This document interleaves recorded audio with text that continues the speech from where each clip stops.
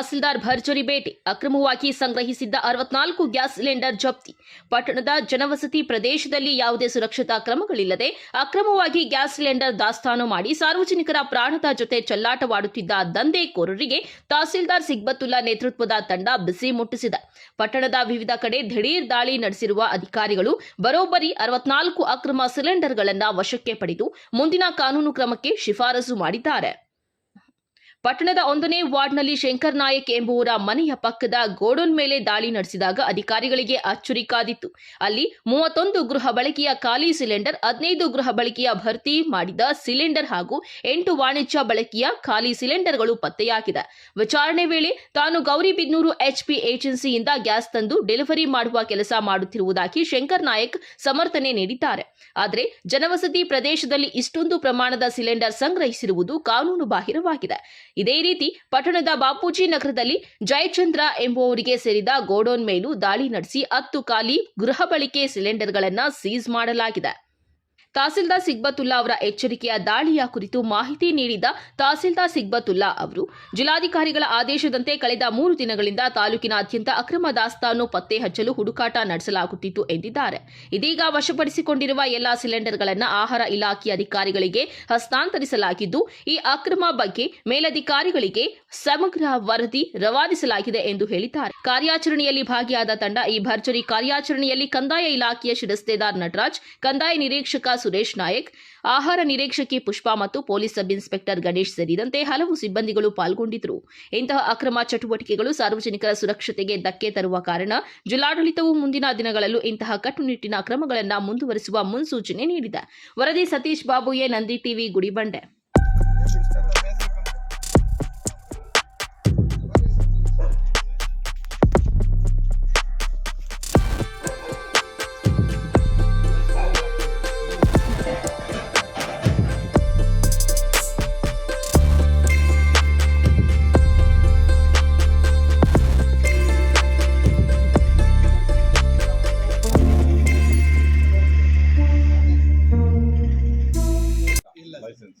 ಇದು ನಾನು delivery boy sir.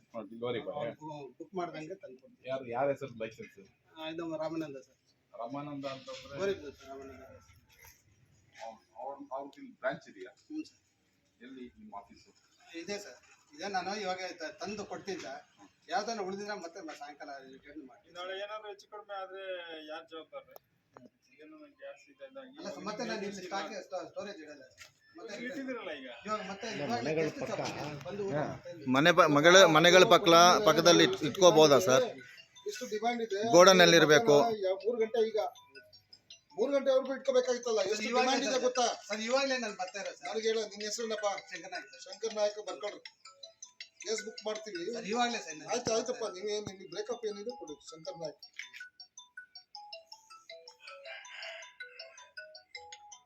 ನನ್ನ ಹೆಸರು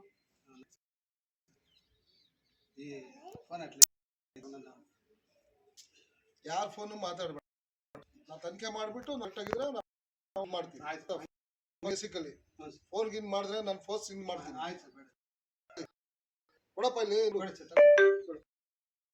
3 ದಿವಸದಿಂದ ನಾವು ಒಂದು ಈ ಸಿಲಿಂಡರ್ ಬಗ್ಗೆ ಎಷ್ಟು ಅಭಾವ ಇದೆ ಅಂತ ಹೇಳ್ಬಿಟ್ಟು ನಿಮಗೆಲ್ಲ ಗೊತ್ತಿದೆ. ಇದ್ರ ವಿಚಾರವಾಗಿ 3 ದಿವಸದಿಂದ ನಾವು ಒಂದು ಅದನ್ನ ಕಣ್ಣು ಇಟ್ಟು ನಮ್ಮ VS ಪೊಲೀಸರು ಎಲ್ಲರೂ ಸಮ್ಮುಖದಲ್ಲಿ ನಾವು ಇವತ್ತೊಂದು ದಿವಸ ಬೆಳಗ್ಗೆಯಿಂದ ನಾನು ಚಾಲನೆ ಮಾಡಿದ್ದೀವಿ.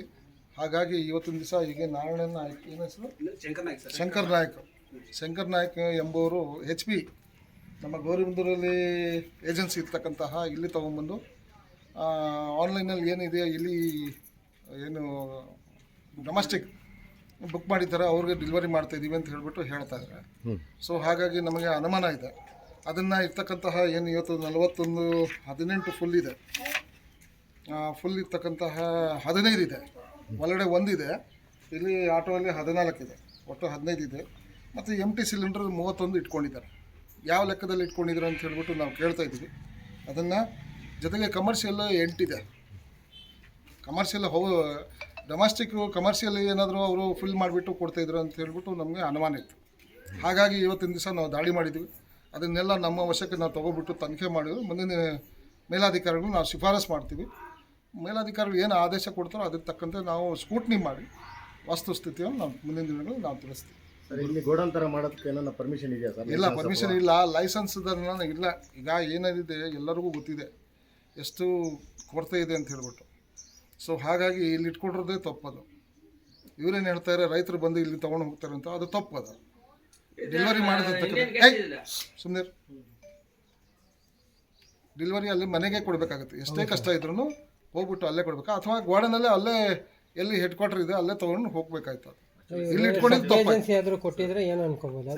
ಏನು ಏಜೆನ್ಸಿ ಇಲ್ಲ, ಸಾಯಂಕಾಲದವರೆಗೂ ಇರ್ತಿಲ್ಲ, ಸಾಯಂಕಾಲ ತಗೊಂಡು ಹೋಗ್ತೀನಿ ಸರ್. ಈಗ ಇವ್ರು ಗೋಡನ್ ಮಾಡ್ಲಿಕ್ಕೆ ಸೇಫ್ಟಿ ಮೆಜರ್ಸ್ ಅಂತ ತಗೊಂಡು ಏನಿಲ್ಲ. ಅದಕ್ಕೆ ನಾನು ಹೇಳ್ತೇನೆ, ನನಗೆ ಗೊತ್ತಿದೆ.